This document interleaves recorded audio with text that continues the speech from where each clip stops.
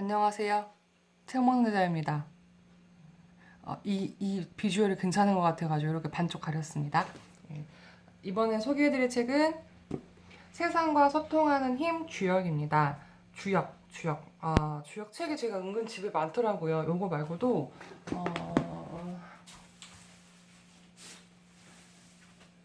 이 책, 아이고 잠깐 다녀왔습니다. 이 책도 있고요. 제가 왜 이렇게 주역 책을 사놨는지 모르겠어요. 지금 메모도 안 해서 언제 사는지 몰라요. 그래서 요즘은 제가 책을 사자마자 몇 월 며칠에 왜 샀는지 누구한테 추천받아 써놓거든요.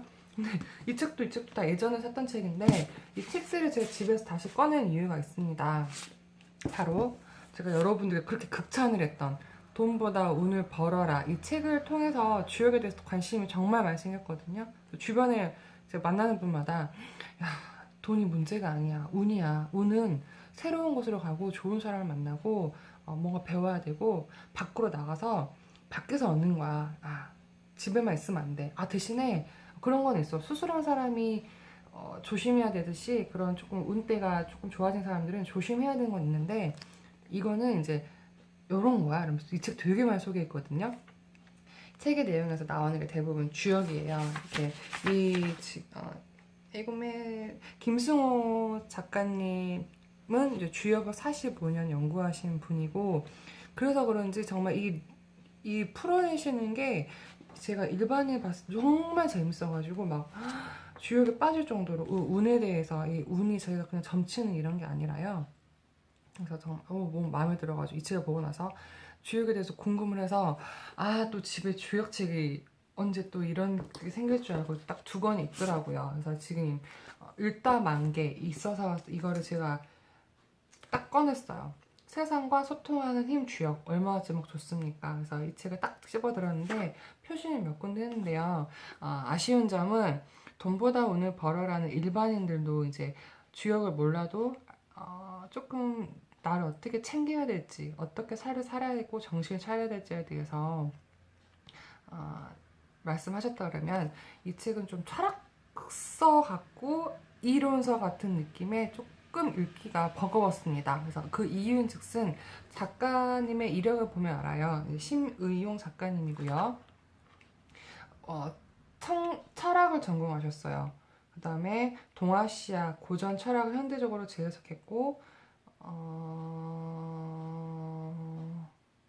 그래서 그런지 철학으로 또 박사학위도 받으셨고요. 정의천의 주역 해석으로 인해서 그래서 이 책은 보면 딱 주역 얘기만 이거는 그냥 그 일상에서 누구나 볼 수 있게끔 정말 일상 서적이고요. 세상 소통하는 힘 주역 이거는 조금 내가 서양 철학에도 관심이 있고 동양 철학에도 관심이 있어. 인문학에 좀 관심이 있어. 이러신 분들이 읽어보면은 그게 철학을 아울렀어요. 성경 이야기, 불교 이야기 다 나와요. 그다음에 소크라테스 이야기까지. 그래서 이런 부분이 그러니까 보면 주역도 하나의 동떨어진 분야가 아니라는 것을 먼저 알 수 있죠. 이게 다 아울러요. 결국은 세상은 딱 하나 다 통일되는 면이 있는 것 이게 반대되는 게 없는 것 같거든요. 근데 조금 말씀드렸듯이 그런 이론, 철학적인 부분이라서 어려웠습니다. 그 다음에 주역에 나오는 개사전이라는 이런 부분에 대해서 좀 나왔는데 괴라고 하죠. 괴 이렇게 8개가 있는데 이게 8개씩 이렇게 합쳐지면 총 64개의 괴에 대해서 얘기를 해주는데 이 책은 그 괴에 대해서 조금 더 풀이가 쉬워요. 재미있는 반면 이 책은 그걸 다 이렇게 풀어쓰다 보니까 좀 어려웠습니다. 그래서 일단 다시 한번 언젠가는 제가 조금 더 주역에 대해서 관심이 생기고 디테일한 그런 이론적인 부분에 대해서 알고 싶을 때는 도움이 될 것 같아요. 그 다음에 제가 지금 이 정도 수준밖에 안 되는 거기 때문에 이 책이 어려운 것 같거든요. 근데 주역에 대해서 일단은 제가 딱 하나 짚고 간 거는 뭐냐면요. 주역은요. 주역이 뭐야? 그래서 점 치는 거야? 점이면 뭐야? 뭐 어떻게 보는 건데? 점 볼 때 보는 거 아니야? 이건 아니고요.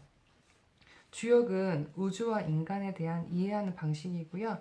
인간학이라고 합니다. 결국 변화와 소통을 통해서 어떻게 살아갈 것인지에 대해서 이렇게 좀 제시를 해주는 그런 거. 그래서 저는 그렇잖아요. 이번 달 어떻게 해요? 저 남자친구랑 어떻게 돼요? 결혼은 언제 해요? 뭐 승진할 수 있나? 이런 것들이 이제 저희가 살면서 어떻게 변화하고 뭘 받아들일 것인지에 대해서 어떤 운이 올 것인지를 조금 알아보는 게 주역, 제가 점치는 거라고 하잖아요. 근데 단순히 점치는 게 문제가 아니고요. 내 삶을 어떻게 살아나갈 것인에 대해서 이렇게 조금 이렇게 처세 같은 그런 이야기들도 많아요. 그래서 공자 이야기도 나오거든요. 이 책은 그렇게 읽어보시면 좋겠습니다. 저는 아직 저한테 읽을 시기는 아니에요. 아니에요. 이 책을 한 번 더 읽고 몇 번 더 읽고 나서 주역에 대해서 관심이 생기면 다시 한번 볼 책이고요. 표시한 부분은 많이 있습니다. 이렇게 약간 그림 같은 것도 일단 정말 있어서 그림 같은 것도 있고 뭐 서양 철학자도 나오고요. 이렇게 하거든요. 그래서 조금 주역에 대해서 심도 있게 아시고 싶은 분들은 읽어보시면 좋을 책 주역이었습니다. 제가 좀 다른 때랑은 말하는 거나 이게 좀 자신감이 없죠. 읽었는데 어려워서 무슨 말을 해야 될지 모르겠는 거예요. 그래서 일단 주역에 대한 의미 정도만 가지고 가겠습니다. 변화와 소통, 항시성, 변화와 소통, 주역. 그리고 이제 세 번째 책 요거 주역 마르지 않는 마음속에 마르지 않는 우물을 파라. 이 책까지 제가 한 번 더 읽어볼게요. 그러면 어려운 책도 한 몇 번씩 읽어보면 또 제 게 되지 않겠습니까? 그래서 제가 뭐 점치려고 이런 책이 있는 게 아니고요. 제 삶의 경영은 제가 하는 거잖아요. 그래서 운도 나 운 이번에 나빴어.